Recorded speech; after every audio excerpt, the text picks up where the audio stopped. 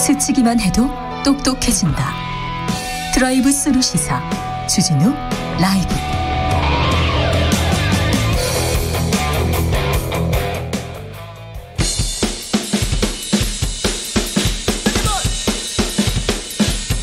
틱탁 틱탁 틱탁 결란한 입담의 환상 드리블. 오늘 이 뉴스를 주목하라. 이슈 틱탁.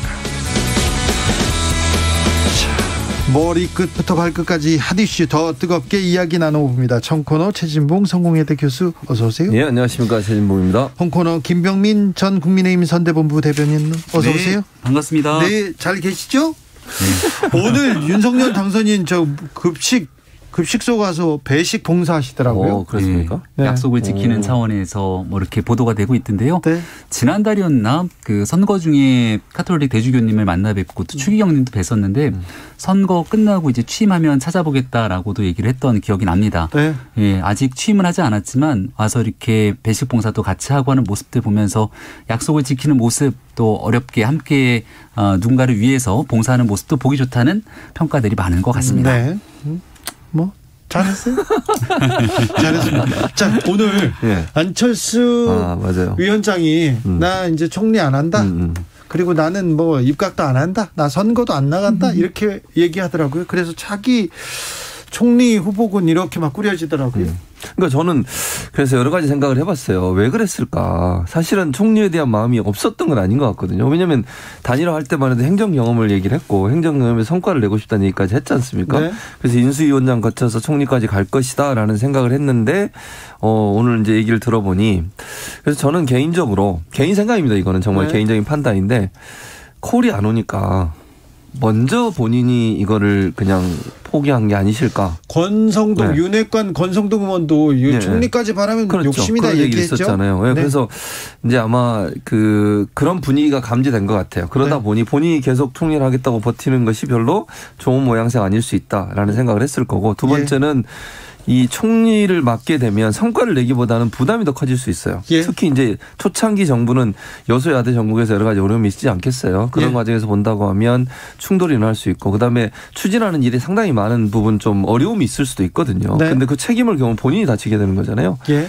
세 번째는 저는 국민의당에 있는 사람들의 어떤 지분, 그러니까 합당 과정에서 본인이 또 역할을 해야 되는 게 있을 거라고 봅니다. 물론 지금 당장 당대표를 할 수는 없지만 당에 들어가서 어쨌든 합당 과정에서 지분을 더 많이 확보하기 위해서라도 본인이 좀 당의 역할을 할 수 있는 쪽으로 가는 게 맞지 않겠나 이렇게 아마 판단한 게 아닌가 하는 생각이 듭니다. 네. 네. 고민이 많으셨던 것 같은데요. 그러니까요. 네. 오늘 보니까. 근데 그 총리로서 역할을 잘하면 이낙연 전 대표처럼 총리의 직을 가지고 있는 동안 유력한 대권주자로 올라설 수 있는 기회도 있다고 생각을 합니다. 예. 근데 생각해 보면 이낙연 전 대표는 문재인 대통령과 거의 한 몸처럼 움직였던 거기 때문에 지금도 여전히 친문 진영하면 또 이낙연 전 대표를 얘기하지 않습니까? 근데 안철수 위원장이 만약에 총리를 해서 친윤 안철수 이렇게 자리매김하기에는 뭔가 본인의 정치적 행보와도 결이 안 맞는다고 생각했을 가능성도 일부 있을 것 같고요. 그러네요. 결국은 5년 뒤에 있는 대통령 선거를 향해서 움직일 수밖에 없는 정치적 숙명이 있을 텐데 지금 인수위원장으로서 좋은 성과를 내면 윤석열 정부의 청사진을 그리는 데까지 역할을 했다는 본인의 성과를 쥐고 네. 그다음 당으로 돌아가서 정치를 하는 게 본인에게는 이롭다고 판단했을 가능성이 높지 않는가 싶습니다. 그런 판단일 거예요. 네, 그 분석에 좀 동의하는 측면이 있습니다. 여러분도 많이 그렇게 동의하고 계십니다. 1407님께서는 인수위원회 유튜브 좀 보세요. 너무 열심히 합니다. 용산 이야기는 거의 없습니다. 기자들에게 브리핑 계속 하고 있으니까 브리핑 보고 평가하십시오. 훌륭한 인재 구성입니다. 이렇게 얘기했습니다. 뭐 하나 물어볼게요. 네. 김기현 원내대표 왜 그만뒀대요? 이제 원내대표 선거를 해야 되잖아요. 네. 임기가 조금 남아있는 상태에 너무 코앞에서 이제 그만두니까 여러 억측, 오해, 추측들이 많이 나는 것 같더라고요. 성공적으로 지금 치렀고요. 그다음에 네. 위기도 잘 막았고 역할도 했잖아요. 굉장히 큰 역할을 했죠. 네. 왜냐하면 김기현 원내대표가 만약 없었다고 상상을 해보면 네. 이준석 대표와 당내에서 여러 불협화음들이 터져나왔을 때 그 중간에 조율하는 역할을 과연 누가 그렇죠. 했을까? 저도 이제 비대위를 하면서 1년 정도 지도부에 같이 몸을 담고 있었는데 이때 이제 당대표와 원내대표 간의 불협화음이 나게 되면은 그 당이 어디로 갈지 아무도 예측하기가 어렵습니다. 네. 과거 총선을 앞두고 있었던 때에는 황교안 대표, 나경원 원내대표가 같이 투톱으로 호흡을 맞췄는데 여기에서도 뭔가 둘이 찰떡궁합으로 움직였다라고 평가하는 분들은 많지는 않은 것 같아요. 근데 김기현 원내대표는 그런 측면에서 이번 대통령 선거 승리에 굉장히 주요한 역할을 했다. 그래서 여기저기서 호평을 받았는데 왜 갑자기? 그래서 그만둔 걸 두고 혹시 뭐 여러 내각의 참여라든지 네. 이런 부분들을 생각하는 사람들도 있는 것 같은데요. 제가 아는 김기현 원내대표님은 정치적 사심이 없으신 분이라 정말 새로운 원내대표가 신속하게 뽑혀서 지방선거를 혼란스럽지 않게 치러내기를 바라는 마음을 갖고 있지 않을까 싶습니다. 김 대변인 정치인이 사심 없다는 말을 어떻게 믿어요? 정치적 사심이 없다는. 네. 그 말을 어떻게 믿어요? 그럼 권영진 대구시장은 왜 불출마 선언했어요? 이게 조금 약간 미스테리긴 하죠. 왜냐하면 출마에 대한 의지를 강력하게 비췄는데 근데 결국 광역단체장 선거는 여론조사를 비롯한 경선을 진행할 수밖에 없는데 일부에서 제기하는 분석입니다. 전망은 여론조사를 토대로 지금 나와 있는 많은 후보군들이 있는데 고민 끝에 끝까지 가기보다는 여기서 본인 스스로 재선에 만족하고 내려놓는 모습들을 보여주면서 다음 정치를 도모하는 것이 네. 도움이 되지 않겠는가라는 분석들을 많이 하는 것 같은데 내용은 사실 정말 모르겠습니다. 네. 네. 네, 또 물어볼게요. 네. 인수위에서 왜 저한테만 물어보세요? 우리 최진봉 교수님 저는 기다리고 있어요. 인수위가 어떻게 돌아가는지 모르기 때문에. 인수위에서 이준석 대표의 행보에 대해서는 또 어떻게 봐요? 인수위에서요? 아니요. 윤석열 당선인 주변에서. 알 수가 없는 거죠. 알 수가 없어요. 확실한 건 인수위, 이준석 대표의 당, 이 모든 게 다 따로따로 떨어져 있는 게 아니라 네.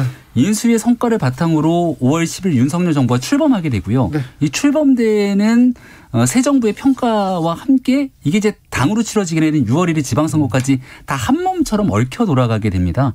그래서 지금 인수위에 대한 평가, 이준석 대표에 대한 평가 모든 것들이 다 앞으로 치러지게 되는 지방선거를 목전에 두고 있기 때문에 혹시 국민들 보시기에 조금이라도 불편한 점이 있으면 이런 일들 나타나지 않도록 모두 함께 잘 소통하고 의기투합해야 될 때라고 말씀을 드리고 싶습니다. 6200님 해설을 그럴싸한데 마치질 못해. 내가 더 나아. 내가 더. 이번 총리 박주선 얘기합니다. 세게 나오셨는데. 세게 나오셨는데. 네, 이제 총리 이렇게 그림 그리고 있겠죠? 예, 그게 제일 중요하죠. 네. 그리고 지금 나오고 있는 얘기 보면은 머지않아서 총리 후보군 짠하고 발표를 할 수밖에 없을 겁니다. 시간상으로 얼마 안 남았기 때문에.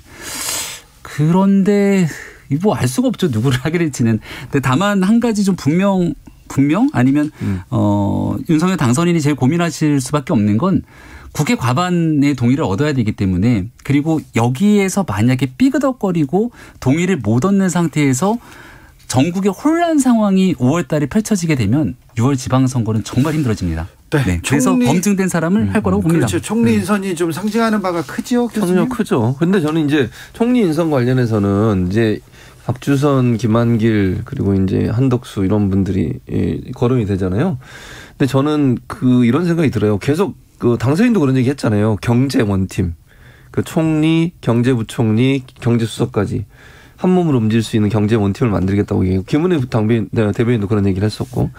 그래서 경제 분야 전문가를 또 발탁하지 않을까 하는 생각도 들어요, 개인적으로. 물론 이제 통합이라는 관점에서 보고 또는 뭐 청문회 통과나 아니면 인준 받는 문제가 고려돼서 박주선 전 의원이나 아니면 김한길 전 대표를 얘기하시는 것 같은데 이게 모르겠어요. 저는 경제 분야도 좀 고민을 많이 하지 않을까 하는 생각이 드는데 개인적으로 그런 생각이 들어요. 알겠습니다. 경제가 중요하죠. 경제가 중요합니다. 민생이 중요하고. 그런데 옷값이 왜 그렇게 지금 중요 관심사로 떠올랐는지 모르겠습니다. 그냥 공개하면 깔끔하게 정리될 일이라고 생각을 했는데 해야 될 공개가 이루어지지 않고 또 때만 되면 백기사처럼 나타나는 탁현민 비서관이 본인의 SNS 글 등으로 또 여러 얘기들을 쏟아내고 나니까 여기에 덧붙이는 오해가 더 커지게 되는 상황이거든요. 결국은 이게 이제 법원의 판결을 통해서 드러난 내용이기 때문에 의전 비용이 어떻게 쓰였는지에 대해서 아주 정확하게 공개하면 되는데 그 일을 자꾸 차일피일 미루다 보니까 여기에 대해서 더 문제는 커질 수밖에 없는 상황이죠.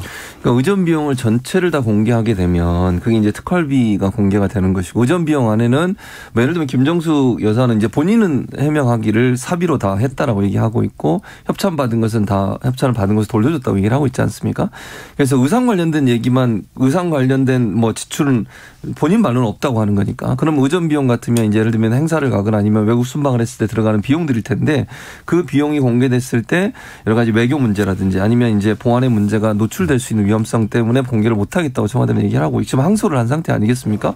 그래서 아마 이제 법원에서 1차 법원에서는 이제 지방법원에서는 그걸 하라고 명령을 했지만 이제 어떻게 나올지 모르겠어요. 그래서 항소를 하고 있는 상황이고 특활비가 지금 청와대만 있는 게 아니고 여러 군데 다 있잖아요. 뭐 검찰도 있고 국회도 있고 국정원도 있고 그래서 이런 특활비와 관련된 문제에서 공개 문제는 논의할 필요는 있다고 생각해요. 큰 틀에서 어떤 부분까지 공개가 돼야 될지 하는 부분에 대해서. 왜냐하면 다들 기관들마다 특활비 공개에 대해서 좀 부정적으로 생각하고 있고 본인들의 활동을 위축시키거나 아니면 보안이 노출될 수 있다는 위험성을 얘기하고 있지만 사실 이 문제가 계속 논란이 되고 있잖아요. 그래서 저는 이제 이 옷감 문제가 너무 이렇게 부각되고 이러는 것은 좀 바람직하지 않다고 봐요. 문제를 제기하는 측에서 사진을 쭉 그러니까 김정숙 여사가 해외 순방 가는 이런 부분 사진만 모아가지고 그걸 가지고 의혹을 제기한 거잖아요.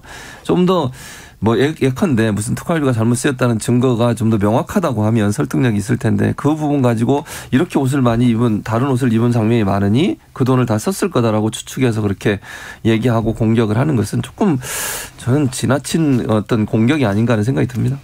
네. 그 문재인 정부가 출범했던 2017년도에 민주당과 또 문재인 대통령이 어떤 방식으로 전 정부를 이 정치 공세했는지를 생각해 보면 지금 임기 말에 이 내용이 그렇게 과하지 않을 수 있다는 것을 아마 본인들도 느낄 거라고 생각합니다. 근데 저는 도돌이표처럼 정권 말에 그리고 새로운 정권이 태어날 때 이런 일들이 반복되지는 않았으면 좋겠다는 생각이거든요. 그러니까 이 일을 정치 공세로 활용하고자 하는 생각도 저는 없다고 보는데 다만 법원의 판결이 나서 문제를 제기하고 있는 시민단체 그리고 네티즌들이 있으니 깔끔하게 정리하고 공개하면서 잘못된 게 있으면 인정하고 그렇게 좀 지나가는 것이 혼란을 바로잡는 길이라고 봅니다.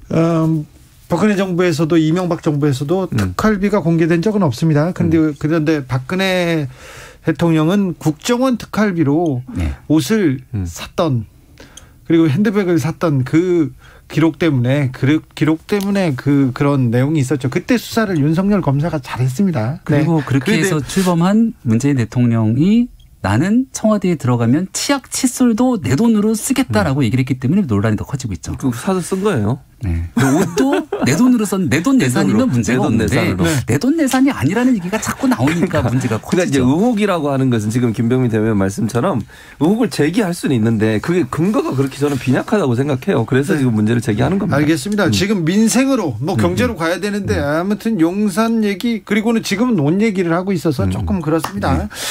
5718님 초창기 정부의 모습은 환상적이지만 시일이 지나면 그저 그렇습니다. 이게 우리나라는 그래요. 이렇게 걱정하시는 분도 있는데요.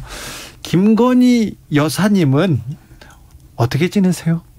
오늘 언론 보도된 걸 보니까 취임식에서 공식적으로 좀 활동을 하는 것 같은 보도들을 접했습니다. 뭐 당연한 얘기라고 저는 생각을 하고요. 그래도 윤핵관 김병민은 좀 알고 있을 텐데요. 제가 윤핵관이라는 내용에 또 동의하기가 좀 어렵고. 아니요. 예. 윤석열이 가는 데는 김병민이 있다. 그 지금껏 굉장히 큰 공헌을 했죠. 선거 때 열심히 뛰었던 거고요. 선거 때 그리고 또 많은 논란에 대해서 논란을 해설하고 설명하면서 그렇죠. 큰 역할을 했죠. 자. 그래서 네. 친이계는 아닙니다. 친이계는 아니어서 지금 민수희하고는 가깝지는 않은 것 같습니다. 그런데요. 네. 자.